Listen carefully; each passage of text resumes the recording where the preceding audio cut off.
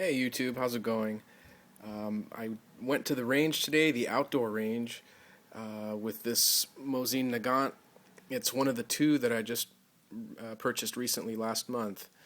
This is the standard Russian 9130 with the hex receiver, and this is the one that I added the scout scope to. It's an NC Star Pistolero 4 times magnification with a 32 millimeter lens, and it does have windage and elevation adjustments, half inch per click at 100 yards. And yeah, I took it out today. I had a day off, and even though this outdoor range is 50 miles each way from my home, I figured, what the hell, this is a good chance to take this thing out and see what it can do. And when I got there and I was setting up, actually this scout scope is what attracted his attention. There was a nice older gentleman there who I could tell that he could tell I was a newbie, and I told him, straight up that I'd never shot this rifle before, that it hadn't been bore sighted, and he was nice enough to kind of take a look down the barrel and help me get on paper, and so I just want to thank him. And just another example of a fellow gun owner, fellow shooting enthusiast, kind of sharing his knowledge and helping out another, gun owner. So that was really nice. If he hadn't helped me, I probably would have wasted many valuable rounds trying to get on paper. But nonetheless, once we got this thing kind of sighted in, we started at 50 yards, and it was shooting really nice. I had looked up the ballistics before for the 7.62 by 54R round that this thing fires. I was shooting 180 grain FMJs, and if you are on target at 50, you're pretty much still on target at 100 yards, and even at 200, all I had to do was aim pretty much right at the top of the spine, of those steel animal silhouettes, like the ones that Hickok shoots at. Well, it was the pig, and I just aimed for basically the spinal cord, and I hit it every time. And it was actually a little bit more than 200 yards. I took out my rangefinder, and it was 210 yards.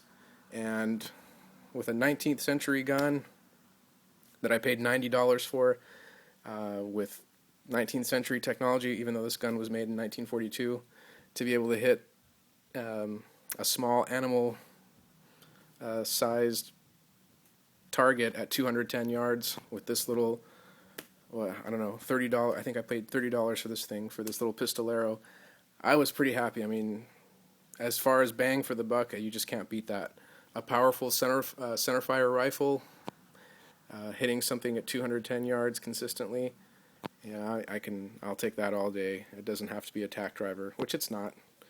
So after shooting it for a while, the cosmoline that was kind of hidden before started. It literally looked like it was boiling at the surface, and now it's, I definitely have to clean this thing, but got a ton of the cosmoline to come out just from from the heat from shooting it, and it was a hot day. It was up in the mountains, so yeah, the cleaning is going to be a little bit easier this time. But let me just show you what I used. I think one of the important factors for this old rifle performing as well as it did was this ammunition. I used match grade ammo from PPU.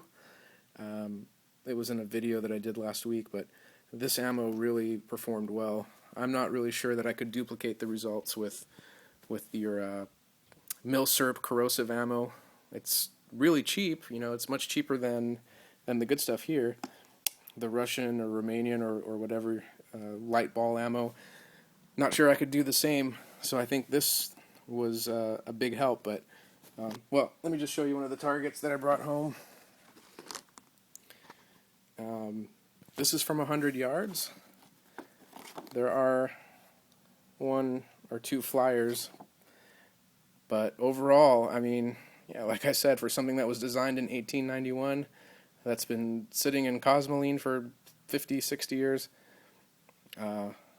I'm real happy with that. I'll take that all day. So, overall, my impressions of this Mosin-Nagant are really good. I'm glad I bought it. It was a terrific value, especially considering how cheap it was.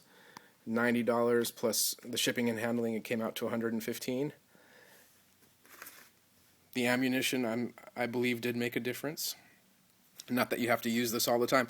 Really, the only reason that I bought this expensive 7.62 by 54 ammo is that range that I go to has a fire hazard. It's really dry up there, and they're very strict about using non-magnetic ammo, so I had to kind of pay more and get this stuff, which I bought from AIM Surplus.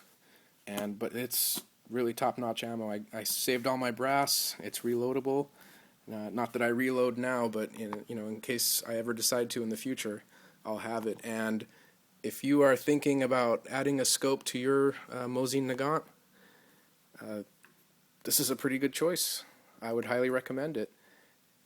The mount, that took quite a bit of work to get it in there, and I got this from someone on eBay. I paid about $40, and in the previous video, I mentioned that I had only drilled one extra hole. You're supposed to have another one right around here, but it was just so much work that I just kind of gave up, and I said, F it, we'll see what happens with two holes. The one that it came with originally, and this one that I put in. I drilled it in there, put some Loctite, and it's solid. It held its zero, as you could tell from the target, and it worked like a charm. I'm real happy with it. So overall, good day at the range, considering how old and outdated this weapon is, but I was still really happy with it, and I can't wait to take the other one, the Finish M39, to the range next time. Now that one I'm going to leave as is, because unlike these, which are a dime a dozen, the Finish M39 version may have a little bit more collectible value, and I'm also not going to mess with it. I'm just going to leave it with the iron sights and kind of leave it the way it is.